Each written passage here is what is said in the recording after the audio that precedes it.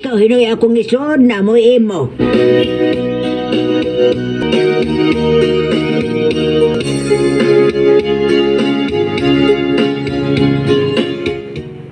May ganin, na okasyon sa inyong probinsya. Labsa.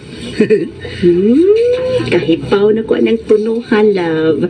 Pahiyong pa lang ni mo ay... Nano day? Di pwede? Alang ang dili. Pero, wait. Ikakapiin na. Tabangis ako papanglimpyo sa kwarto nilang lola.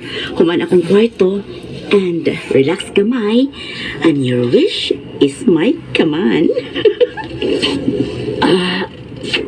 Naapag kondisyon. Nag-sick leave gani ko sa trabaho na ko.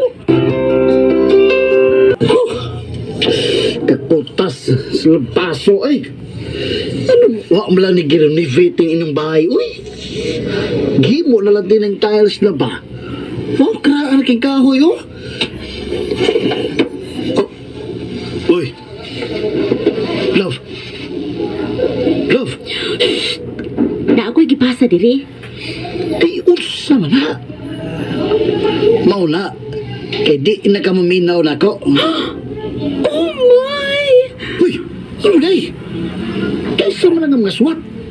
Mapasa mo ka niya. So, buot ipasabot. Si Mama ug si Ate Andrea, half-sister lang sila. So, nagluib si Lola samtang naa si Lolo sa Taiwan. Ano mas? Masaw na ako ha. Palangga, pasaylo ako. Apan pili nako kayang biyaan si Basyo ug si Andrea. Kining akong gisabak, kining atong anak. Ayaw kabalaka kay padakon ko siya nga puno sa pagpalangga.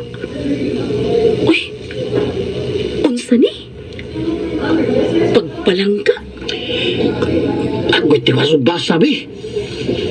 Ikaw na palangga. Atiman na ang imong pamilya. Basin pa di ay sa paglabay